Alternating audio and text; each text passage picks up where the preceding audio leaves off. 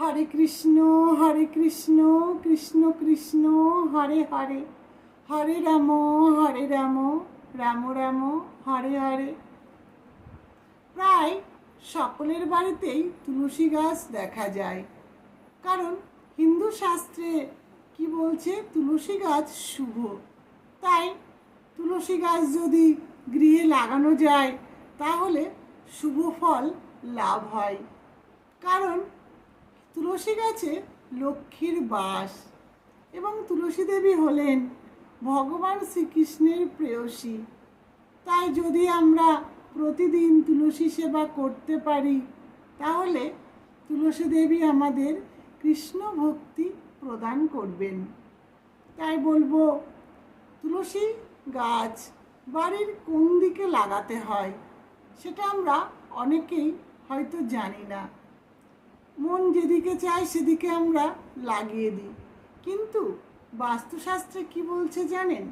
তুলসী গাছকে যদি সঠিক দিকে না রোপণ করা হয় সেটা গৃহের পক্ষে মঙ্গলজনক নয়। তাই আসুন আমরা জেনে নিই বাস্তুশাস্ত্রে কি বলছে, তুলসী গাছ কোন দিকে থাকা ভালো। বাস্তুশাস্ত্রে বলছে তুলসী গাছ পূর্ব দিকে, আবার উত্তর পূর্ব দিকেও লাগানো যায়। এবং আমাদের লক্ষ্য রাখতে হবে যেন তুলসী গাছে ঠিকমতো রোদ লাগে। আবার অনেকের বাড়িতে হয়তো জায়গা নেই, কেউ বা ফ্ল্যাটে থাকেন, তারা অবশ্যই জানলার দিকে, জানলাতে কিংবা বারান্দায় পূর্ব দিকে বা উত্তর পূর্ব কোণে রাখতে পারেন।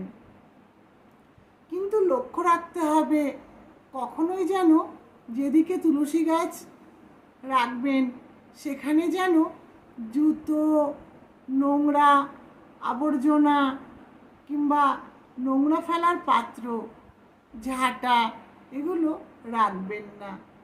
এবং তুলসী গাছ সবসময় বিজোড় রাখতে হয়, দুটো নয়, একটা, তিনটে বা পাঁচটা। সাধারণত অনেকের গৃহেই একটাই থাকে, কিন্তু কখনোই জোর রাখতে নেই। তাই বলবো যে তুলসী গাছকে আপনার কি করতে হবে জানেন? প্রতিদিন তুলসী দেবীকে জল দিন, তুলসী সেবা করুন। আর বাড়িতে যদি তুলসী গাছ শুকিয়ে যায় সেটা অবশ্যই তুলে জলে দিন এবং নতুন করে তুলসী গাছ রোপণ করুন। তাই বলবো, তুলসী দেবীর সেবা করুন। তুলসী সেবা করলে তুলসী দেবী আমাদের বেশি বেশি করে কৃষ্ণ ভক্তি প্রদান করবেন। হরে কৃষ্ণ।